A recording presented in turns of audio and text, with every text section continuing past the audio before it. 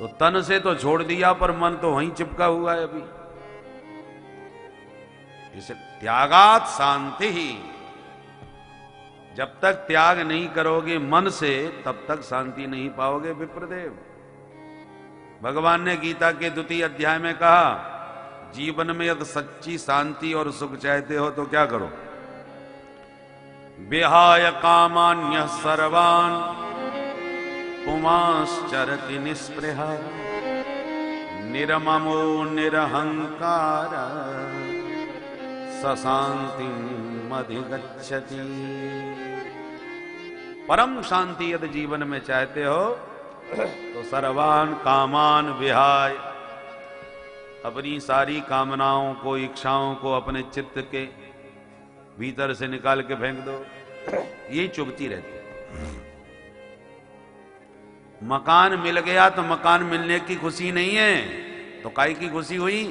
कांटा जो चुभा था, मकान हो, मिलते ही कांटा निकल गया, कामना की पूर्ति हो गई। तो कांटे निकलने का आनंद मिला है आपको।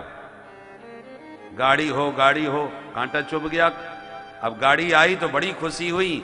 खुशी गाड़ी के आने की नहीं है, ये तो गाड़ी तो बहुत समय तक रही, पर खुशी तो कुछ ही दिनों में गायब हो गई।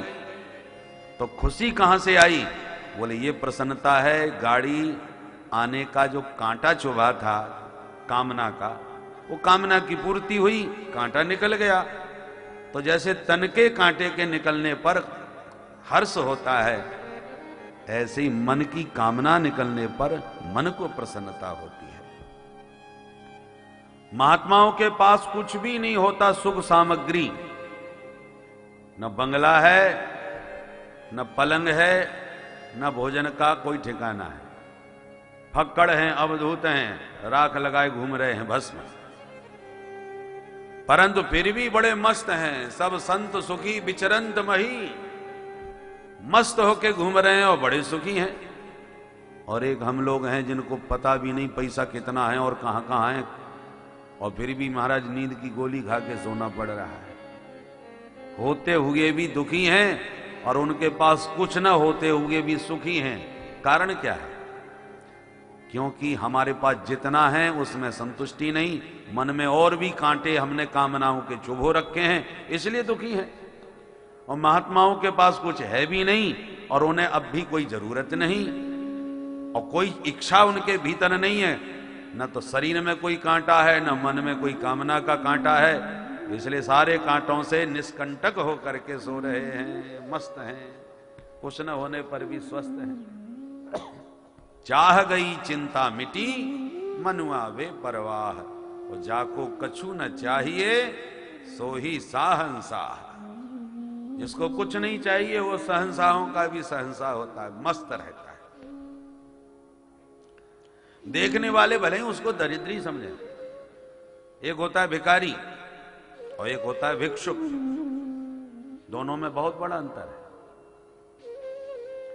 भिखारी के पास भी कुछ नहीं है और एक फकीर भिक्षुक के पास भी कुछ नहीं, अवधूत के पास भी कुछ नहीं है और भिखारी के पास भी कुछ नहीं है। फिर दोनों में अंतर क्या है? भिखारी दरिद्र है और भिक्षुक जिसके पास कुछ नहीं है उसे सब महाराज कहते हैं। महाराज जी पधारे, महाराज जी ने दर्शन दिए। ये काहे के महाराज हो गए भाई? बोलो राधे राधे। भिखारी इसलिए भिखारी है कि उसके पास कुछ नहीं है और चाहता बहुत कुछ है। बहुत कुछ चाहता है, इसलिए धनवानों के पीछे आशा लिए भागता रहता है। बाबूजी कुछ दे दें, कुछ कृपा कर दें। आसान्वित होकर के श्रीमदांधों के पीछे भाग रहा है, इसलिए वो भिखारी है। और महात्मा उसे कुछ चाहिए नहीं और उसके पास कुछ है भी नहीं। हां, शरीर रक्षा के लिए जितना भोजन चाहिए वो 2 रोटी कहीं से भी किसी के घर से भी मांग लेगा, और किसी ने भिक्षा भी नहीं दी तो वो तो फलाहार करके भी रह लेगा। प्रकृति ने ही बहुत उसे संपदा दी है, फल तोड़ के खा ले।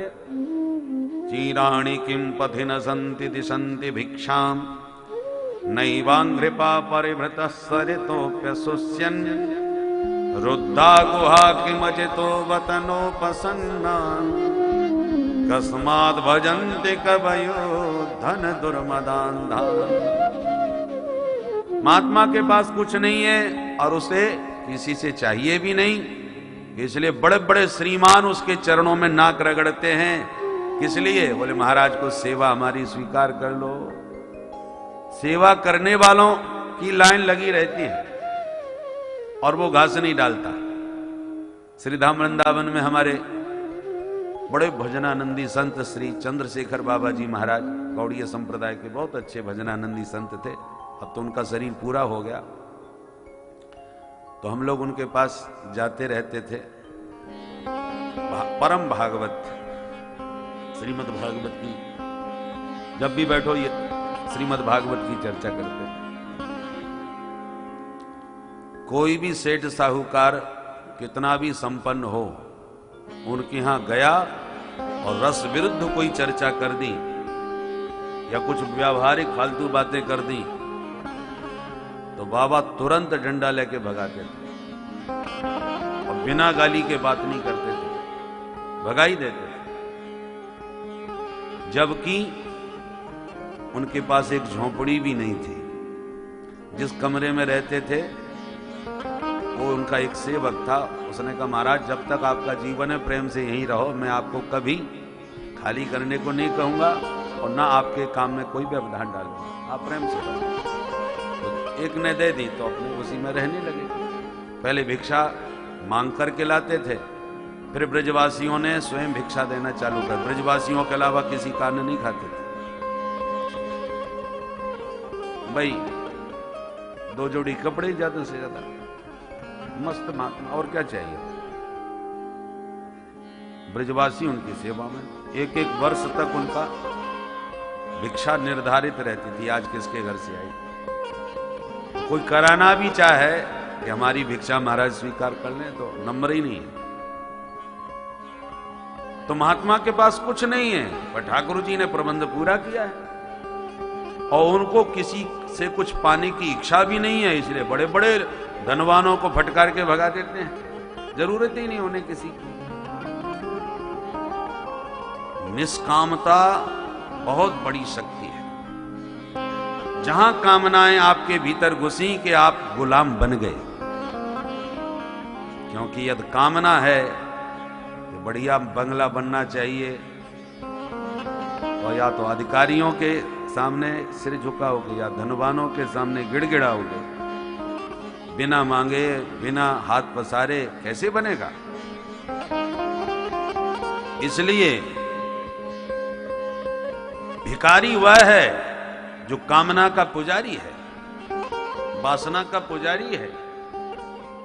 इसलिए अपनी कामनाओं की पूर्ति के लिए उसे लोगों को मनाना पड़ता है, रिझाना पड़ता है, हाथ पसारना पड़ रहा है, इसलिए वो भिखारी है।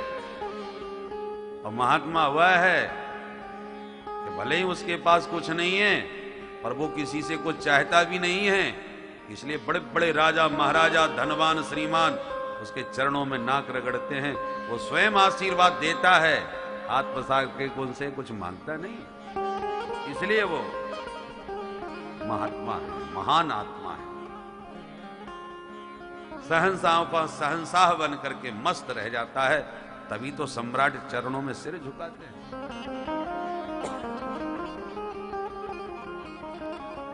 बहुत बड़ा अंतर है। इसलिए महात्मा सन्यासी ब्राह्मण को समझा रहा है,